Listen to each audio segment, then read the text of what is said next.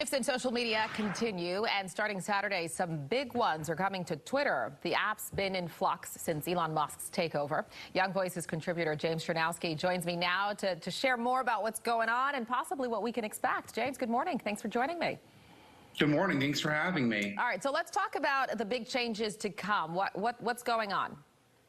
Yeah, so basically come April 15th, Elon Musk is going to change some of the features on Twitter to go and basically put it behind the paywall of Twitter Blue subscription services. So on the For You section, that's going to now go and show you content from users that are subscribed to Twitter Blue and users that you're following within that content range.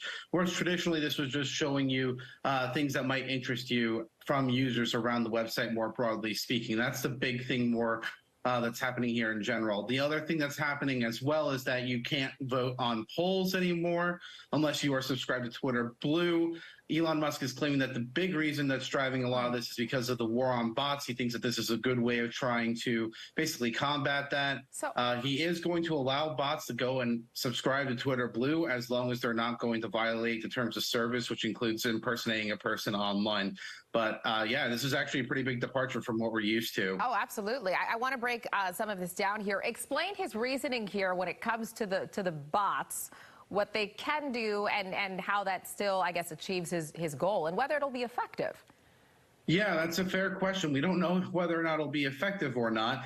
Right now, out of the 400 some odd thousand people that are using Twitter Blue right now, over half of them have under 1,000 followers. So I'm not exactly sure how effective it's going to be. My guess is that there's probably a decent number of bots that might be using it currently right now. But again, the primary reason why he's doing this is that he's hoping that by hiding some of these features behind the paywall, that it will get after some of the activity that we're seeing from bots that might be, let's say, manipulating the impact of polls that are being done on Twitter and other kinds of things that we're seeing right now, trying to really drive that inauthentic behavior. And we know he's long had issues with bots, even just before, actually, the purchase was made official of Twitter.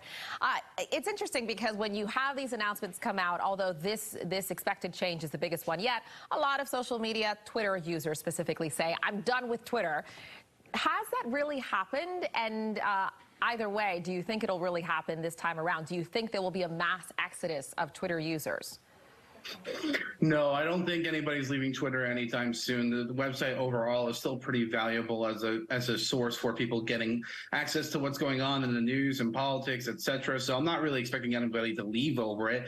But I'm also not necessarily expecting Elon Musk to come out on top here either when it comes to getting new subscribers, because these features that he's going and putting behind the paywall aren't necessarily things that are the make and break deals to the end user that would go and make them think about putting anywhere between $8 to $11 a month into the Twitter Blue service. So it's something that I think is going to be a continuing conversation, and we'll have to continue to monitor as we're looking forward. A couple of questions on that. Speaking of Elon Musk and whether he's winning or losing here, I mean, he purchased Twitter for $44 billion, and I'm reading it's worth less than half of that now. Is that the case, and how does that impact the future of Twitter? I mean, obviously Musk is doing okay financially. How do you think that'll impact things? Yeah, that's a good question. I think that the valuation of Twitter right now is a little hard to determine. It was definitely not worth the $44 billion that he bought it for back when. I think everybody kind of knew that, but he kind of got stuck with the legal arrangement that he made when he decided to acquire the company. That is what it is. The company needs to figure out a path to profit, and Elon's hoping that these strategies will go and help him get there. I'm just not sure whether or not this is going to actually be a major contributor towards actually turning Twitter around. We have about 30 seconds here. We should mention Twitter has long struggled with monetizing and making money off of the platform. But I wonder, other social media platforms, if they're going to look at Twitter and see if this is successful, putting these features behind a paywall. And if it is, do you think that perhaps we might see it on other platforms?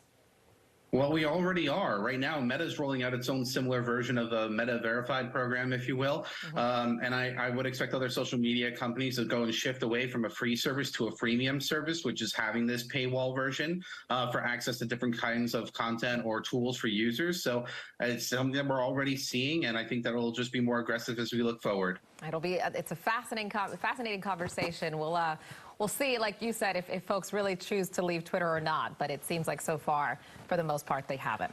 All right, Young Voices contributor James Czerniawski joining us this morning. Thanks for breaking that down. Thanks for having me. All right, 7:35 is your time.